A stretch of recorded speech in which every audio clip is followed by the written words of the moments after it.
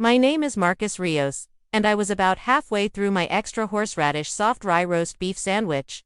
When I looked up, I saw two guys in navy suits standing next to my desk. They weren't friendly, either. They were wearing latex. They had gloves, clipboards, and a clean look in their eyes, like they were about to say something gross. The younger one, he changed his collar as if he hadn't done it before. The older man stood with the air of someone who was used to be and knew the exact type of men they were, compliance officers sent from corporate, and I didn't like them, who wouldn't come unless someone set off a warning. They didn't stop by to say hello or find out how the family was. They came like bloodhounds when they smelt something. And I already knew who they were. Spraying. They called it a routine compliance check, which I thought was cute because it sounded like they had just woken up. I didn't need to hear that, but I did think, let's ruin someone's week. See the fake complaint file in their hands to find out where it came from. I could almost smell the man's cologne. Who planned it? Trent Carlisle, who used to be my coworker and is now the head of regional security and the husband of my ex-wife. I find it funny how life twists and turns around you like a snake eating its tail. The guy I used to hang out with during lunch breaks is now using the company's audit tools against me like a boy who just found out that his dad is dead. And Jolene? She never liked losing quietly. It was enough to leave our marriage and fall in love with him. Now she had to strike me on the way to the bus stop. In his hand was a clipboard with page after page of charges that were styled to look like formal documents, language problems, bad file handling, and the possible abuse of internal software to many breaks. They sounded serious until you realized they were all too hazy to be true. I took a quick look at the IT. Was 12:37 p.m. and I just sat down with the other half of my lunch in peace. I slowly wiped my hands on a serviette and walked over to where they were already opening drawers and going through things. Files like TS, agents high on caffeine, and my heart didn't even flinch. I had lost all fear a long time ago. Do you find anything interesting? I asked in a calm but sharp voice. So the younger one would look at me like he was just caught with his hand in my fridge. The bigger one wouldn't look. Up, just following the rules, he mumbled. I'm sure I told him that because everyone gets a prize. Regular checks during their lunch break. The younger one looked pale. All of his confidence was gone. He popped like a balloon as they paused over a drawer. It wasn't just any drawer. It was the bottom right drawer. The one with a smooth leather bound notebook hidden inside among thank you cards from clients and an old photo of my late father. They were opening it like it was going to blow up. I leaned against the wall of my cubicle with my arms crossed. Hold on. Let them look, and let them read. That drawer wasn't hiding a bomb. It had the plans for everything they didn't expect to see. I knew this was coming after months of texts that were kept secret, pseudo reviews of the plan by someone who was watching too closely and asking too many. Random. I could feel it coming on like a slow leak under the floor. They thought they were smarter than I was. I wasn't aware that I was coasting on comfort and business policy, but I had been getting ready to. I did it the old-fashioned way, by writing down important things. I didn't use spreadsheets or defense notes. I didn't write about sales numbers or compliance language. Instead, I wrote about people the compliance officers met. The notebook moved around the room. I could tell because the younger one tilted his head and the bigger one's eyes lit up. Just a little bit closer.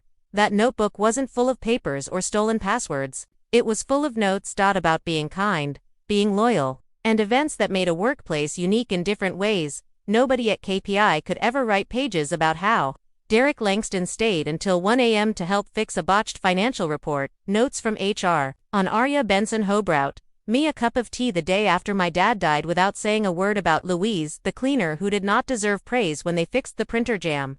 Early in the morning, before anyone knew it was broken. Wrote down these acts of kindness because I think people forget what kindness looks like at work all too fast. When they read it, their faces didn't change, but their stance did. They were less sure of themselves and more deliberate. Flipped to a new page and there was quiet between us, like a thread being pulled tight. I didn't say anything. Truth never has to yell.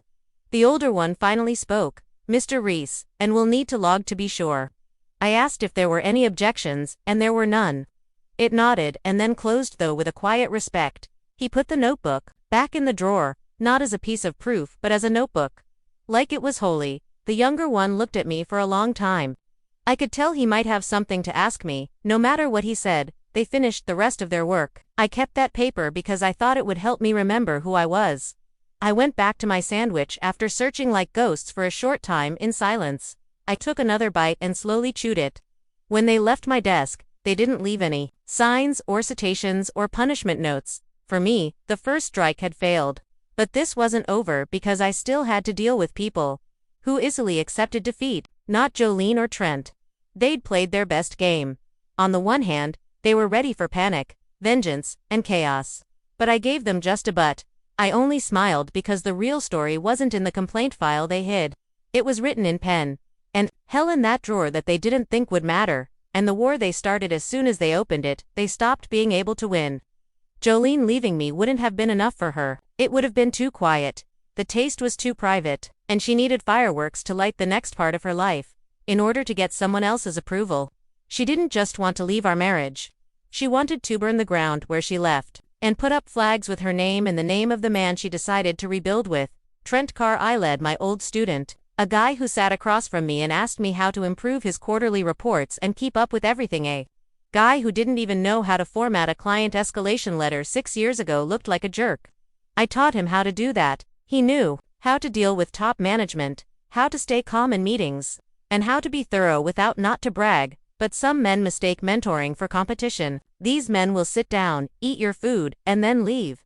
Take your seat when you stand. At first, I didn't see it coming. There were small things, like Jolene being on her phone. She looked at me like I was a default setting she was tired of when I walked into the room. But I thought we were just tired because life had been hard, her brother had died in a motorbike accident, and work was hard, and do the things that made life bearable in order to keep it all together. DIDN, single quotes to know that, while I was running stability, she was changing the story. And Trent did his part.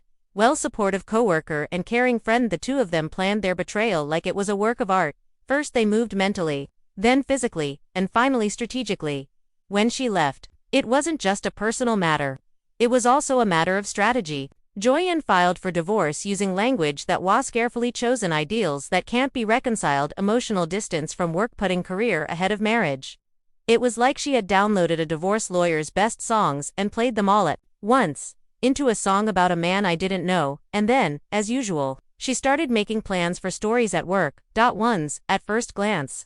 A shared laugh at happy hour that finished with, well, they wanted to change how people saw me so that the real man would be different from the one they were selling. A mean ex-husband, a boss who isn't easily reached. A workaholic. He likely didn't even notice that his wife stopped coming home. But they didn't count on this. I wasn't new. I'd been through worse storms, and my life wasn't all about job reviews and making dinner plans. Had to do with present, steady, deliberate presence. I showed up every day and did the work no one else wanted to do. I took on extra work without asking for credit. I didn't shine, but I kept going. People knew that even if they didn't say it out loud. So while Jolene ran her quiet campaign,